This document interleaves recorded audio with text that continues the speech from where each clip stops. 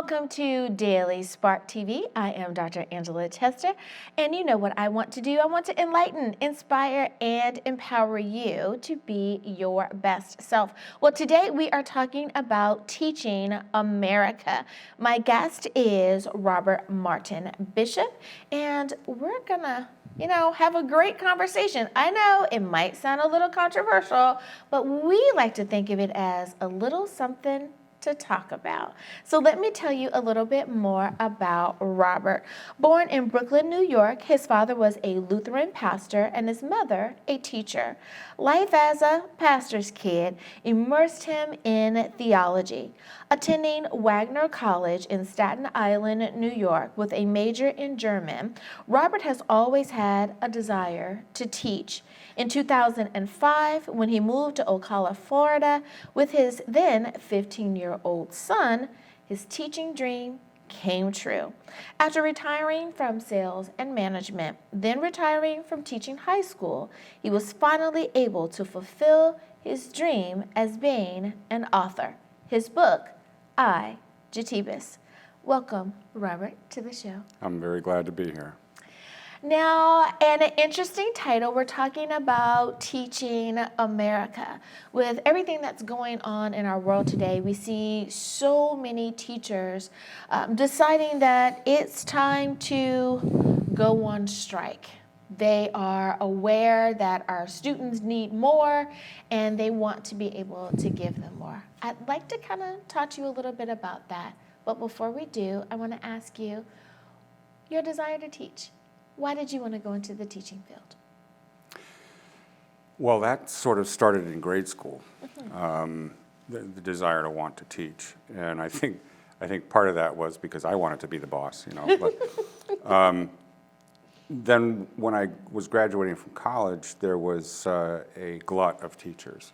And so teaching just was not going to be in the cards for me then. So I went to work for a factory that I had worked for over the summer, and one thing led to another, and pretty soon I was a sales manager there and then for a few other companies. And about 14 years ago, I moved with my son to Ocala, enrolled him in a local Christian high school and for his sophomore year. Well, a year went by, and literally 3 days before school was about to start for his junior year, his principal called me and asked me if I would come into the office. And I said, sure, And much to my surprise, she asked me if I would consider teaching. Awesome. And I felt this chill, and I said, well, give me a second to think about it. And about half a second later, I said, absolutely. I'm going to do that. And I'm pretty sure I was led to it, like, you're going to teach. And so that's how it all happened, kind of by accident, but pretty much not by accident. Again, loving that divine providence that just kind of makes sure that we are where we need to be. Now, if someone said, I'm thinking about being a teacher, and of course you have to follow the rules and regulations of your county, your city, or your state, but if someone was thinking about going into the teaching profession, what are some things that you would encourage them to think about before they take that step? I think the easy answer to that is to know your subject and talk about it. That's also the wrong answer. The right answer is to love your subject and love kids, regardless of what age group you want to work with. The other thing to think about is, where do you want to teach? Are you an inner city kind of person? Do you want to teach in the inner city, or are you more comfortable in a rural setting, or do you want to teach in the suburbs? Are you a public school person? Do you want to teach in a private school? Right. What talents do you have that you can best use in what location? And that's really what I would think about. Love your subject, love kids, and know where you want to be. Those would be the three tenets of I think, becoming a good teacher.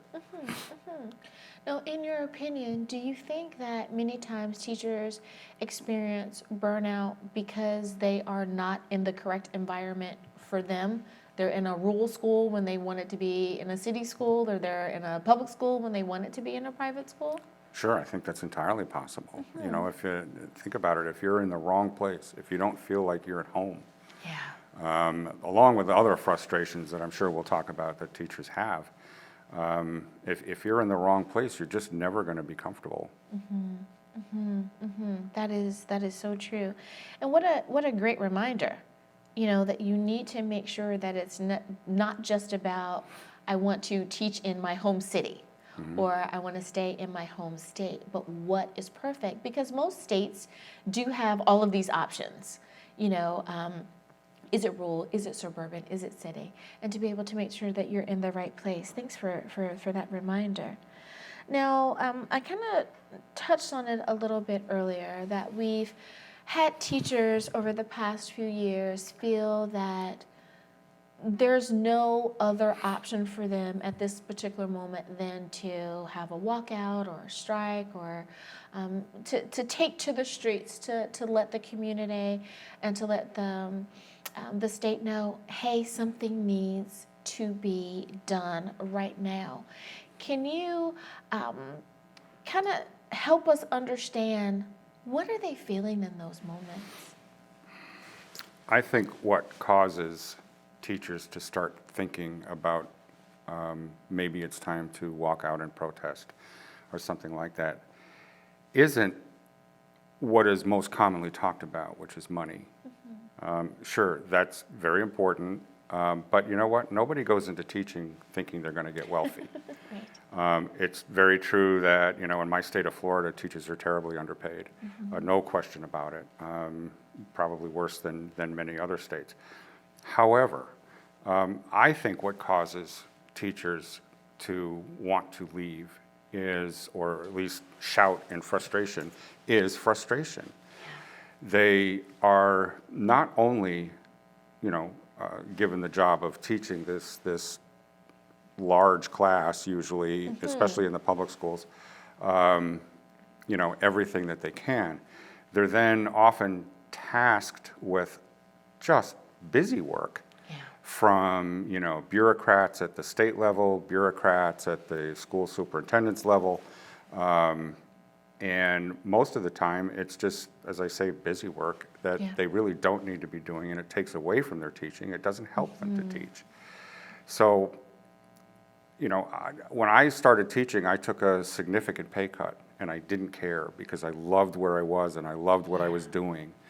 But here's a really big frustration. It used to be, when you went to school and when I went to school, that if you didn't do your homework, or you didn't do well on a quiz, or you didn't do well on a test, it was your fault. You didn't study. And the same was true of me. Now, it seems very often that if a student isn't doing well, the parent will march himself in and ask the teacher why the heck they didn't pass their kid. And that's just hugely frustrating, is a lack of support from the outside. So regardless of what the protest signs say, it's not really the money, or at least that's not the biggest part of it, in my opinion. You know, we unfortunately, it's time for us to go to break, but I think that you have really said something. The heart of a teacher is not about the money. It's really about teaching the students and that love and care that they have for those kids. I have to agree with you on that.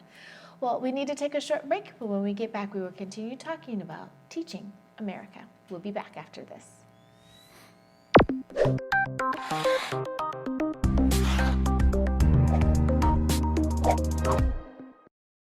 And welcome back to Daily Spark TV. I am Dr. Angela Tester. My guest today is Robert Martin Bishop, and we are talking about teaching America. So, Robert, I have a question for you. As a teacher, you have a different perspective, and that is, what can parents do to help teachers do their best job? There's always something that parents can do to get involved. What are some suggestions from you? That is just so easy. Have you done your homework? Right. When is it due? How long do you think it will take you to finish it? Is there something I can help you with? Or if I don't know the answer, is there something I can help you find out? All of that. Then, stay in touch with the teacher. Hey, how's Johnny doing? Is there anything I can do to support you at home? That kind of thing. Let the teacher know that you're thinking about them, you're thinking about your child's education, and you just want to do the best for everybody. I'll tell you what, you'll be the only one of a few parents in the class that are doing that, and they will suddenly become teacher's pet. Not that that's actually a good thing, but you get the drift of that. Now, I am, perhaps my son would say, an overly involved parent. I became PTA president, so I wanted to make sure that I was really involved and made sure that everyone had what they needed. For an average classroom, is there any way that a parent can volunteer, or is there anything that a classroom needs that a parent who likes to shop, who likes to do those, Good Samaritan type things, is there anything that that person can do? Well, it depends on the class and the teacher, of course. And, to your other point, don't we all live to embarrass our children? And, I'm sure you just embarrassed the daylights out of your son being president of the PTA. I know I worked as hard as I could to do that, but they know why you're doing it, which is a good thing. And as far as what can you contribute to the class, ask the teacher, would you like my time? If you're teaching younger kids, would you like me to come read with somebody? With older kids, would you like me to help with writing? What can I do? Maybe I can't afford to buy the whole class notebooks, but I can give you, an hour a week or 2 hours a week of my time to help you. And just let the teacher know you're there if they need you. Now, we know that in some of our larger cities, we have parents who work horrible hours. They have 12-hour shifts. They hardly ever see their children. And you kind of touched on it a little bit earlier, in that one thing that you can do as a parent is simply say, when's your homework due? What about that parent that says, but you don't understand, I work 2 jobs, I'm hardly ever there, I'm really just trying to make ends meet? Is there something that parent that's really struggling to keep it all together, what can they do? What I would say to that is it takes no time to ask a question. And, those questions, have you done your homework? Okay. It takes no time to do that. And, to say that I'm working 2 jobs and I just don't have time, okay, you don't have time to volunteer at school. You do have time to ask your kids questions. I just have no other answer for that. So it sounds like what you're saying is that it doesn't matter if you're going to ask them face to face, or if you leave a Post-it note on the refrigerator, Absolutely. or a note on their bed at home that just says, "Hope homework went great today. If you have any questions, let me know." Sure, text them so the kid gets in trouble at school for reading the text. Yeah, do those things. Do those things. Yeah. Now, have you found in your teaching experience that do the students that have access to the internet, that have a smartphone or a tablet or just a desktop at home, does that allow them to become a better student? Oh my gosh, yes. You and I remember, not that I'm a lot older than you are, let's make that clear. But you and I remember card catalogs. My son doesn't remember a single day in his life without a cell phone. He was born in 1990. Even my daughter, that was born some years earlier, remembers a car phone, but doesn't remember a world without one. Yeah. And so today, kids have such an opportunity, for good and for bad, to find information that's out there, and it's out there like that. You want to know anything about anything, you can look up on any one of the search engines. Yeah, that's true. That's true. Now, when it comes to the student that needs that little bit of extra care, we hear people say, well, just get a tutor. of course, that's the answer, and I think most people understand that.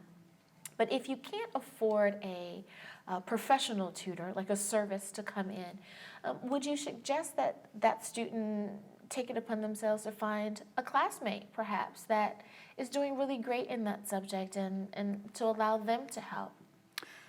Well, certainly. And there are students who are more than happy to help just because of, their own hearts. But for the driven student who maybe doesn't quite understand everything quite so well, he can go out and find the information that he needs and the help that he needs. YouTube is a wonderful source of information, for example, as are other things.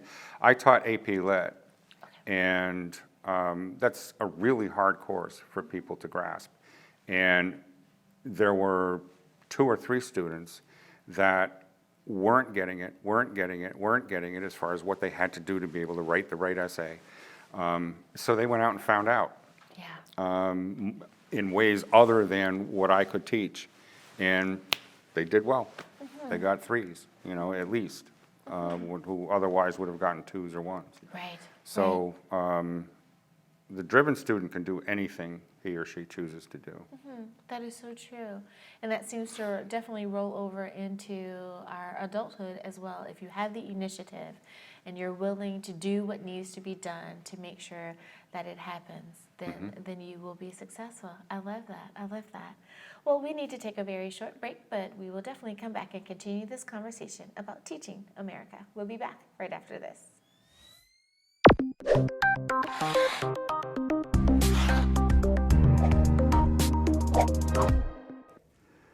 My name is Robert Martin Bishop.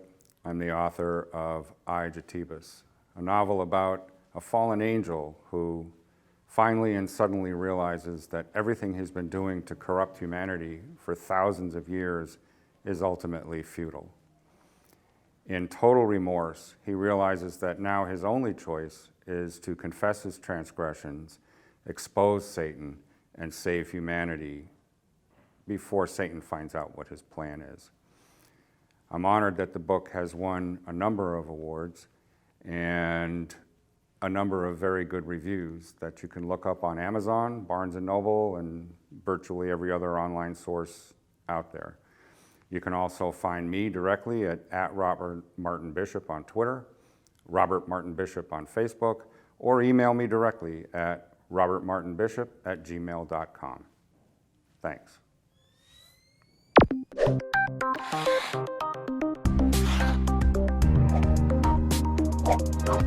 And we are back. Thank you so much for joining me for Daily Spark TV.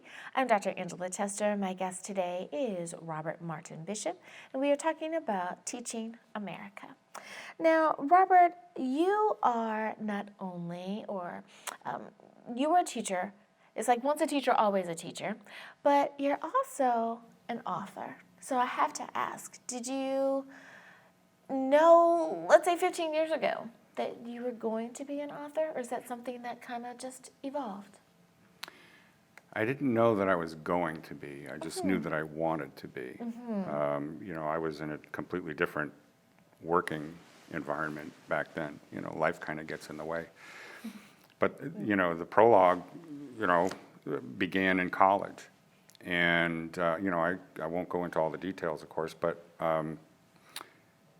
have you ever had a tune in your head that you just couldn't get out? Absolutely. Okay, what do we call that, like a music worm or something? Well, imagine that going on for 40 years. And it was relentless from time to time. So I knew when I retired what I was going to have to do. And I could tell you the long story about how it all happened, but I know that there's a reason that I couldn't get that out of my head. Yeah. I knew that I had to write this book, and that's just all there was to it. Isn't it wonderful, I guess, when we come to the realization that it doesn't matter what we do, if God has a plan for us, it definitely needs to happen. Yep. And a prompting, like you said, for 40 years. This was something that you were definitely supposed to do. Now, as you were writing, and I know that we don't have enough time to really get all into the book, but as you were writing, did you find that the title of the book came to you as you were writing, or were you given the title of the book and you simply had to write the context around that? Well, I used to do a lot of traveling and a lot of, driving on airplanes, to hotels, from hotels, working trade shows and all that sort of thing. And if I wasn't thinking about my job at the time, I was thinking about, what am I going to call this guy, this fallen angel? And I just sort of pulled this name out of the air and called him Jetebais. And then I realized that Jetebais in French means I kiss you, which, talk about chills down my spine. I said, whoa, that's his name, absolutely. So I changed the spelling a little bit, but there you go. That's how that all happened. But then, so I had the prologue written in college, and over the years, I kind of wrote the epilogue in my head. And then when I retired, it took me 2 years to connect the two. Now, if you could sit down and just have a dedicated time to write, do you think that you would enjoy the privilege of just tackling it in a certain amount of time? Like, okay, we're going to write for 90 days and we're going to be done? Or did you find that the way that it happened was, in fact, the perfect way that it needed to happen? As it turned out, yeah, that would be the way that it happened the way it was supposed to happen. Obviously, I wanted it to happen a whole lot sooner than it did, even in that 2 years, But no, it needed to happen the way it happened, because different things would happen as I was, sitting at the keyboard and typing this thing out. And I would think for a minute. I would pray. Where am I going with this? And then, oh, yeah. And then start, and I think it just happened the way it was supposed to happen. Now, considering you have a teaching background, do you think that helped you to become a better author? The saying, the best way to learn something is to do it. Well, I would add to that and say the even better way to learn something is to teach it. You learn it and then you teach it. And that's true for a number of reasons. First of all, you just get better at it. And secondly, a teacher has literally hundreds of different minds and different mindsets and different attitudes and different ways of responding to crisis and different ways of responding to loving things. So, you keep receiving this stuff from students, and that just helps you build in your mind, the way to, what you want to write and how you want to couch a character and so forth. It just, it was of immeasurable help that I taught for that 8 years. For someone who is an aspiring teacher, but they have a different day job, but they're really, really considering it, do you have a bit of advice for them? How should they make that transition from what they're currently doing to, even if it includes getting that credential that they need, what is the transition, or what is some encouraging words you can give for that transition? Decide that you love your subject, to sort of repeat myself without really repeating myself, but you have to decide that you love your subject and you love your kids, and you're just not going to be able to stand to be in your own skin if you're not in front of a classroom. If that's how you feel, then you have to do it. It's not a matter of should I do it, it's a matter of you have to do it. And for someone who may say, well, I write okay, pretty good, 8 out of 10. But I really think I have a book inside of me. What would you suggest that they do? For heaven's sakes, do it. Have a goal at the end of what you want people to get out of what you would write. Have an idea in your mind of what do you want somebody to feel when they read it. But even if you're just going to write for fun, sit down and write. I can tell people, I could teach a class for an hour how to think about starting to write a book. But if you feel like you should do it, then you should do it. The thing to watch out for is the pitfalls in the publishing world. Once you've got this work of art, and once you've had a competent person edit it, and some publishers will help you with that, you're going to talk to a lot of different publishers. And a lot of them say, oh, we're the publisher for you, Right. and it's only going to cost you $80 grillion to do this, right? But I found I use Book Trail Agency, and they just seem to be the perfect fit for me. I would just highly recommend that you really research your publishers, look into them deeply, see what others people say about them, and then go for it. So that relationship is as important as any other relationship. So make sure you have the right company. Absolutely. I love that. Well, Robert Martin Bishop, thank you so much for helping us talk about Teaching America today. I've enjoyed it so much. And thank you so much for tuning in to Daily Spark TV. I hope that I have inspired, enlightened, and empowered you to not only want to help teach America, but help teach those that are closest around you to be exactly who God has called them to be. Until next time, everyone, have a great day. Bye-bye.